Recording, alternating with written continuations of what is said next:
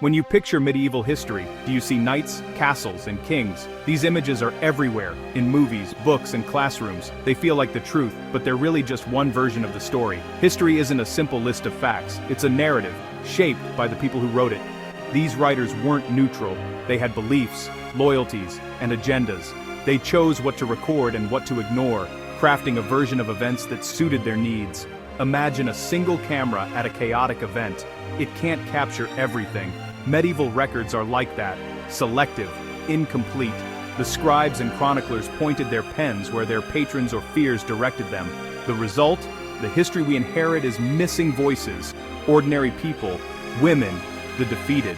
Some stories were left out on purpose, others were never told at all. The surviving history is mostly that of the powerful, the story they wanted remembered. To truly understand the Middle Ages, we must recognize we're reading a story, and ask, media. Medieval storyteller in candlelit room, close-up of hand-turning ancient book page, group listening to tales in great hall. Who was the storyteller? The past is not a fixed truth, but a tapestry with missing threads.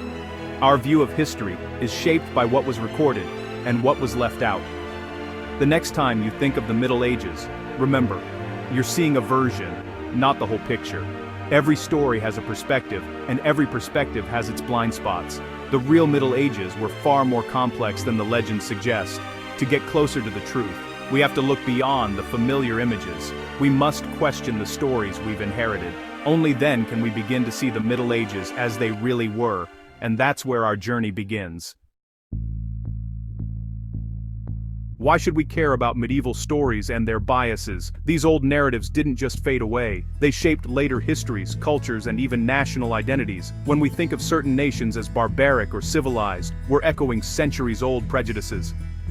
These ideas seep into our entertainment: the brave knight, the evil sorcerer, the damsel in distress, all born from curated versions of the past. Movies and TV repeat these tropes, reinforcing them for new generations. These stories shape our ideas of heroism, power, and justice, often without us realizing it. Political leaders still use sanitized versions of history to rally support or create enemies. The us versus them mentality is a powerful tool, rooted in medieval chronicles. By understanding the origins of these narratives, we become more critical consumers of information. We learn to spot when the past is being manipulated. Uncovering old lies isn't just about correcting history, it's about protecting ourselves from their influence today. The stories of the past still shape the world we live in. To understand bias, we need to know who wrote history. In the Middle Ages, literacy was rare. Most people, farmers, soldiers, women, couldn't read or write. History was written by a tiny, powerful group: monks, church officials, and royal scribes. Monks saw the world through their faith, interpreting events as God's will. Their chronicles were meant to teach religious lessons, not record objective facts. Royal scribes worked for kings and nobles, crafting flattering accounts to secure their jobs.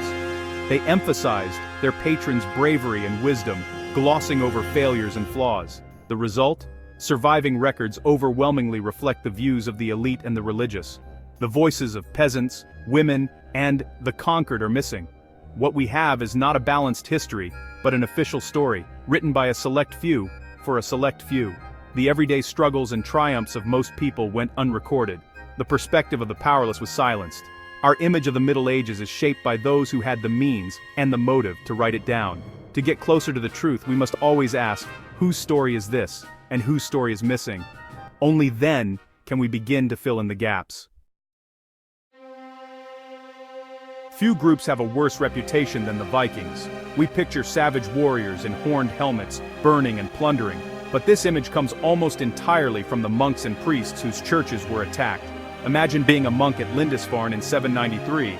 Your account would be filled with terror and outrage. Vikings were painted as godless monsters, a threat to Christendom.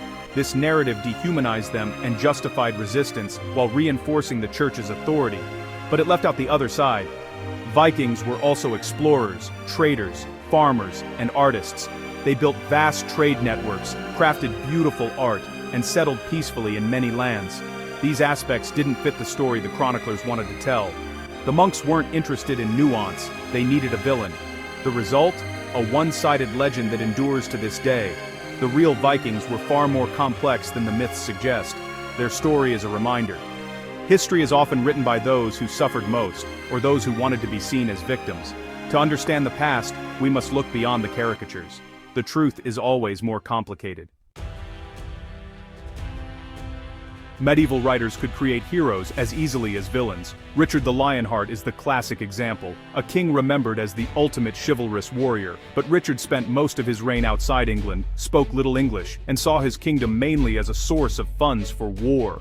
He sold offices and lands to finance the Crusades, famously saying he'd sell London if he could. So how did he become a legendary hero? Chroniclers focused on his crusading exploits, framing him as the champion of Christendom. They downplayed his flaws, neglect of England, brutal taxation, and ruthless acts like the massacre at Acre. The storytellers selected the facts that fit the hero narrative and discarded the rest. Richard the Lionheart became a myth, more inspiring than the real deeply flawed king. This legend has lasted for centuries, shaping English identity and ideals of heroism. But it's a reminder, even the greatest heroes are products of careful storytelling. The truth is always more complicated than the legend, and legends, once created, are hard to undo.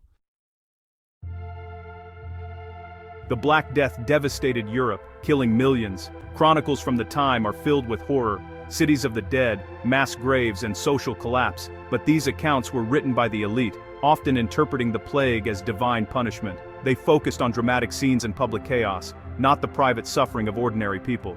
Missing are the personal stories. The mother who stayed with her sick child, the farmer who lost his family but carried on. The voices of the common people are almost entirely absent. Their grief, fear, and resilience went unrecorded. To find these stories, historians look to legal records, wills, and archaeology. The official histories tell of breakdown, but the real story of survival is found in the silences. Sometimes, what's left out says more than what's written.